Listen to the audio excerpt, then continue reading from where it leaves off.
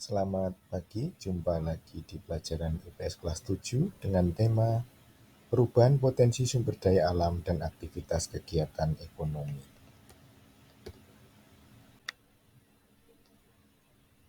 Tahukah kamu tentang sumber daya alam? Sumber daya alam merupakan seluruh potensi alam yang berada di bumi, baik berbentuk benda mati maupun makhluk hidup yang dapat dimanfaatkan untuk pemenuhan kebutuhan hidup manusia. Nilai dari sumber daya alam ditentukan atas kegunaannya bagi manusia. Di samping adalah contoh-contoh dari sumber daya alam. Ada sumber daya alam hewani, sumber daya alam berupa minyak, sumber daya alam berupa hutan, sumber daya alam tambang, sumber daya alam perairan, sumber daya alam daratan, sumber daya alam sinar matahari dan angin, juga sumber daya alam berupa gas.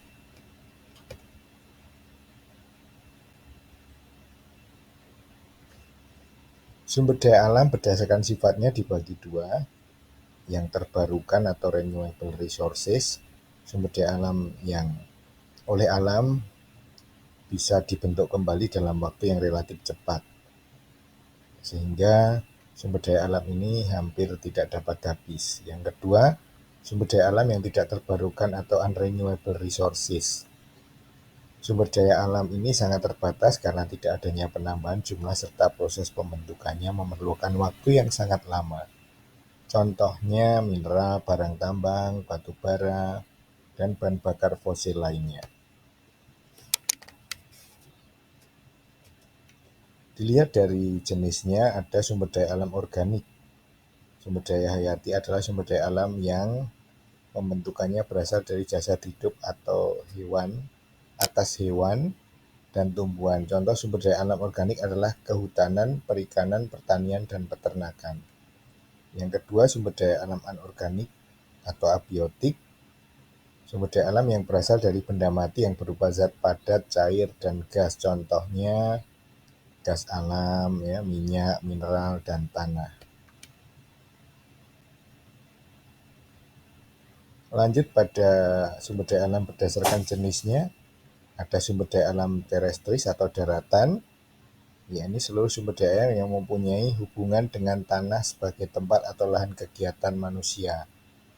Contohnya, tanah dapat dijadikan bahan untuk industri seperti pembuatan keramik, genteng, tegel, dan sebagainya. Yang kedua, sumber daya alam akuatik atau perairan adalah sumber daya alam yang ada hubungannya dengan air. Contohnya sumber daya alam akuatik adalah danau, sungai, air hujan, air laut, dan sebagainya.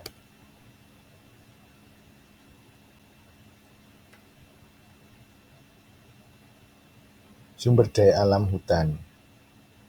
Menurut Undang-Undang Republik Indonesia Nomor 41 Tahun 1999, hutan adalah suatu kesatuan ekosistem berupa hamparan lahan berisi sumber daya alam hayati yang didominasi pepohonan dalam persekutuan alam lingkungannya, yang satu dengan lainnya tidak dapat dipisahkan.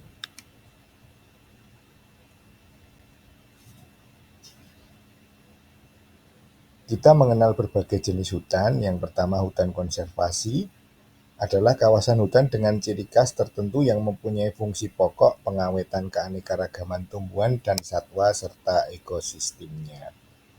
Kawasan hutan konservasi meliputi kawasan hutan pelestarian alam, contohnya taman nasional, taman wisata alam, dan taman hutan raya. Kemudian kawasan hutan suaka meliputi cagar alam dan suaka marga satwa. Kemudian yang taman buru meliputi tempat wisata berburu.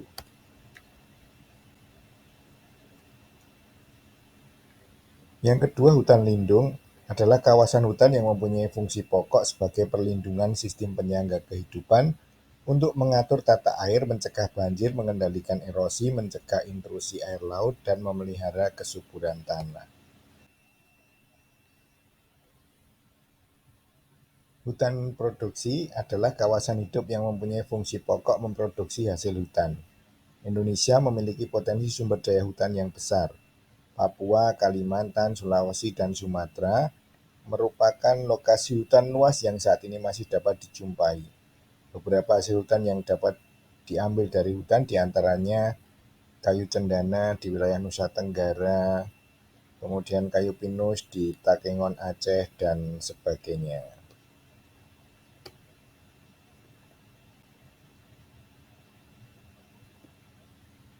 Beralih pada sumber daya alam tambang, menurut Badan Pusat Statistik Indonesia, pertambangan adalah suatu kegiatan pengambilan endapan bahan galian berharga dan bernilai ekonomis dari dalam kulit bumi baik secara mekanis maupun manual, pada permukaan bumi, di bawah permukaan bumi, dan di bawah permukaan air.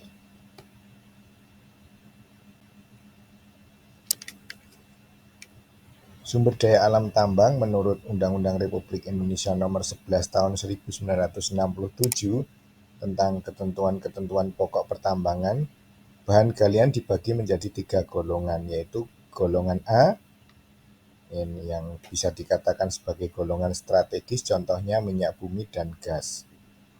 Bahan galian golongan B yaitu bahan galian yang vital, contohnya perak, emas, tembaga.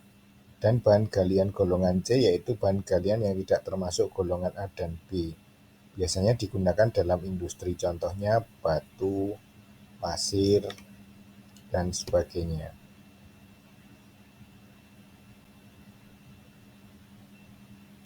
Tahapan kegiatan pertambangan ada prospeksi, ada eksplorasi, ada eksploitasi, dan juga ada pengolahan lebih lanjut.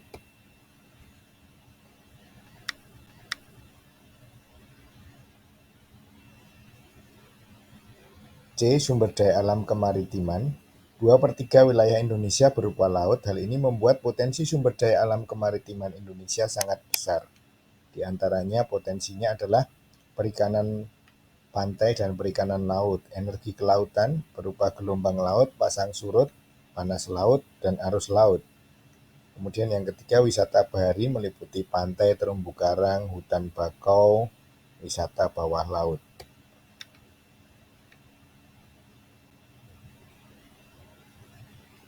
Penyebab perubahan potensi sumber daya alam, kekayaan sumber daya alam yang dimiliki Indonesia menjadi daya dukung lingkungan terhadap kepentingan manusia.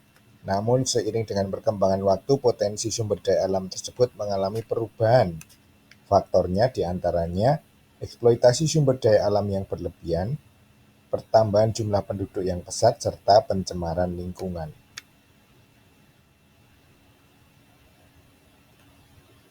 Selanjutnya kita akan mempelajari aktivitas kegiatan ekonomi berupa aktivitas kehidupan masyarakat masa lalu, yakni aktivitas kehidupan masyarakat masa Hindu-Buddha.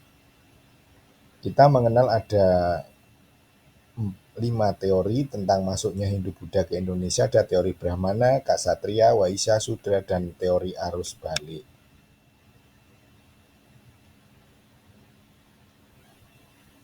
Selanjutnya beralih pada kerajaan bercorak Hindu-Buddha. Yang pertama ada kerajaan Kutai, ini kerajaan Hindu tertua sekitar abad ke-4 Masehi yang terletak di tepi Sungai Mahakam, Kalimantan Timur. Bukti dari keberadaan kerajaan ini adalah ditemukannya 7 buah yupa. Selanjutnya juga dibahas tentang pusat pemerintahan kerajaan yang ada di hulu Sungai Mahakam. Raja pertamanya bernama Kudungga dan puncak kejayaan pada masa Raja Munawarman. Yang kedua, kerajaan Tarumanegara, ini di sekitar Sungai Citarum, Bogor, Jawa Barat. Buktinya adanya prasasti Ciarutaun, prasasti kebun kopi, prasasti jambu, dan prasasti pasir awi. Yang ketiga adalah kerajaan Sriwijaya, merupakan kerajaan Buddha yang terletak di Pulau Sumatera, berdiri pada abad ke-7 Masehi. Puncak kejayaan pada masa Raja Bala Putradewa.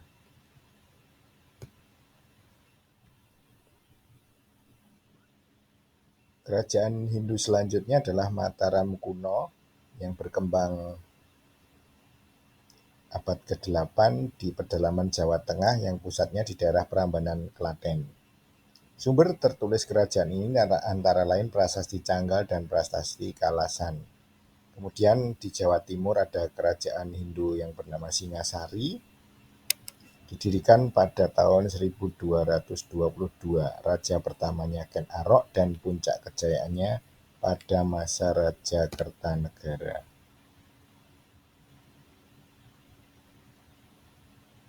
Selanjutnya di Jawa Timur juga ada kerajaan Majapahit yang bercorak Hindu, pusatnya di daerah Trowulan, Mojokerto, Jawa Timur.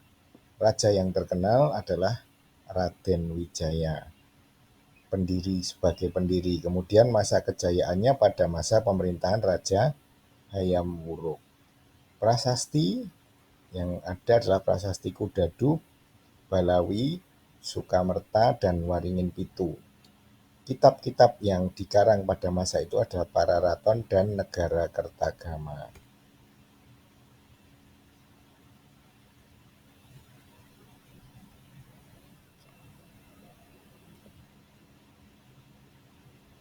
Beralih pada aktivitas kehidupan masyarakat pada masa Islam, proses penyebaran Islam dilakukan melalui perdagangan, pendidikan, pernikahan, tasawuf, dakwah, dan kesenian.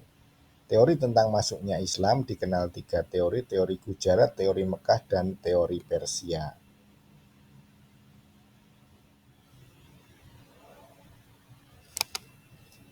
Selanjutnya beralih pada kerajaan-kerajaan yang ada. Di antaranya kerajaan Islam yang ada adalah kerajaan Samudra Pasai di sekitar Aceh, kemudian ada kerajaan Aceh.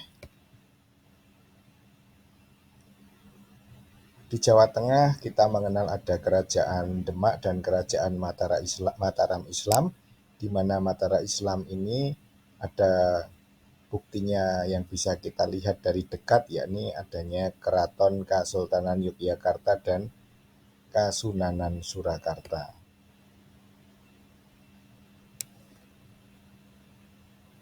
Masih di kerajaan Islam, ada kerajaan Islam Banten, kemudian kerajaan Goa dan Talo, serta kerajaan Tidore dan Ternate, beserta keterangan yang ada di dalamnya.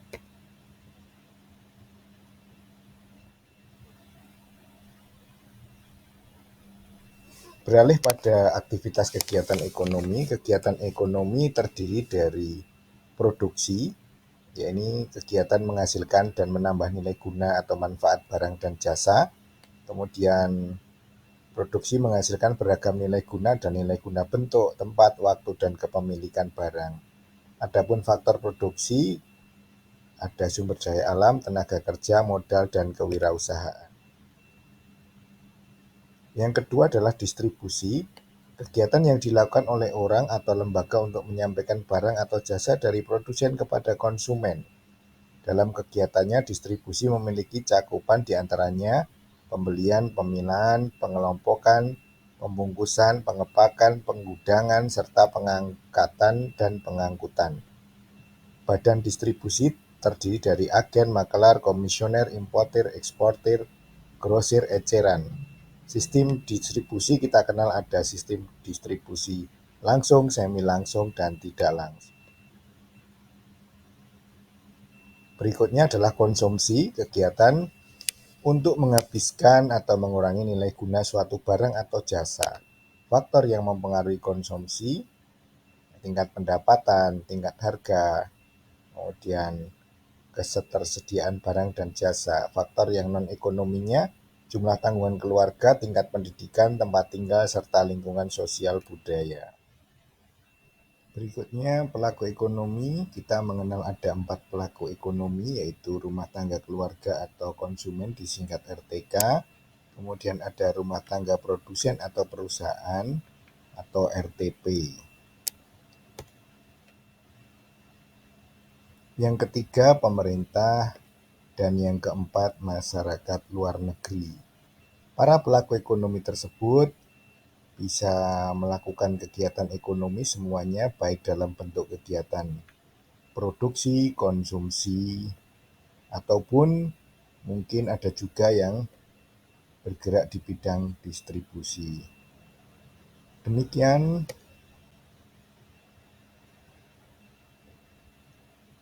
untuk materi kita kali ini.